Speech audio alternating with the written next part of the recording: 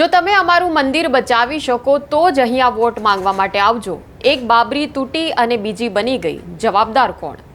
સ્થાનિક સ્વરાજ્યની ચૂંટણીઓના માહોલમાં સુરતના રાંદેરની જનતાએ આ સવાલ પૂછ્યો છે એ શાસકોને કે જેઓ હિન્દુત્વની રાજનીતિ કરીને સત્તા બનાવીને બેઠા છે, પણ ચૂંટણીના માહોલમાં જ્યારે આ નેતાઓના બેવડા ધોરણો સામે આવી જાય છે અને પ્રજાનો ભરોસો તૂટે ત્યારે નેતાઓએ પણ લોકોના આક્રોશનો સામનો કરવો પડતો હોય છે.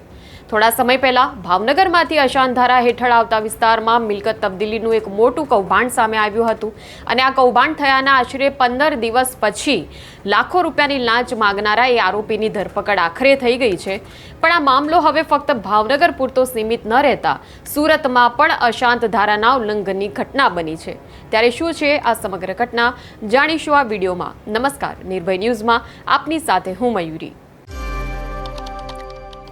હજુ ગઈકાલે જ દેશભરમાં હનુમાન જયંતિ ઉજવાઈ. તમામ મંદિરોમાં ભક્તોએ ખૂબ જ ઉમંગ અને ઉત્સાહપૂર્વક હનુમાન જન્મોત્સવની ઉજવણી કરી.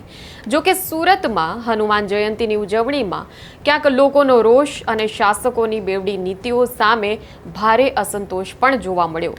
સુરતનું ગોરાટ હનુમાન મંદિર કે જે ભક્તોની અનેરી આસ્થાનું કેન્દ્ર છે, ઐતિહાસિક મહત્વ ધરાવે છે અને આખો આ વિસ્તાર અશાંત ધારા હેઠળ આવે છે, તેમ છતાં આ મંદિરની બિલકુલ પાછળ આવેલા બિલ્ડિંગમાં બિલ્ડરે અન્ય ધર્મના લોકોને ફ્લેટ આપી દીધા છે. ત્યારે સ્થાનિકોનો એવો આરોપ છે કે નેતાઓની મિલીભગતના કારણે જ આ મંદિરની સુરક્ષા જોખમાઈ રહી છે.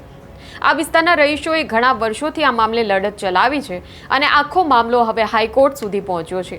પણ બિલ્ડર સામેના લોકોના આ સંઘર્ષમાં કોઈ નેતા ફરક્યો નથી, કોઈ નેતા લોકોના પ્રશ્નોની વહારે આવ્યો નથી.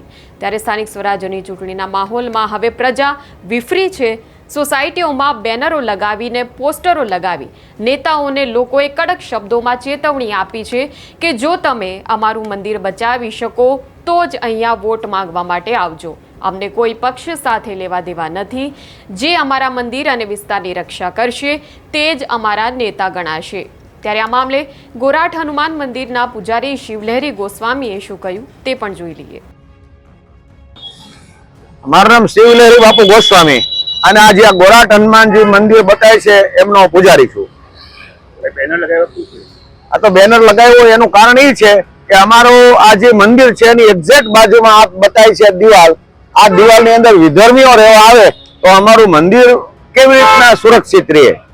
એટલે અમે તો એક જ વાત, અમારી એક જ માંગ, અમારું મંદિર અને અમારો વિસ્તાર જે બચાવશે, જે અમારું કામ કરશે અને જે અમને ખાતરી આપશે કે આ મંદિરની બાજુમાં વિધર્મી રહેવા નહીં આવે એ જ અમારો નેતા. બાકી અમારે કોઈ પક્ષ સાથે લેવા દેવા નથી.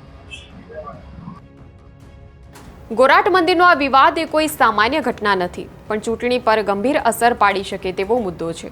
જે સ્થાનિક નેતાઓએ લોકોની આ સમસ્યા સામે આંખ આડા કાન કર્યા છે તેમને ચૂંટણીમાં તેનું પરિણામ ભોગવવું પડી શકે છે.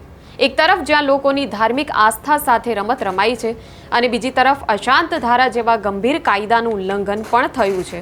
ત્યારે હવે જોવાનું એ રહેશે કે નેતાઓ હવે આ મુદ્દે સક્રિય થઈને જવાબદાર બિલ્ડર સામે કાર્યવાહી કરે છે કે પ્રજા આ મુદ્દે આગામી સમયમાં વધુ આક્રમક બને છે.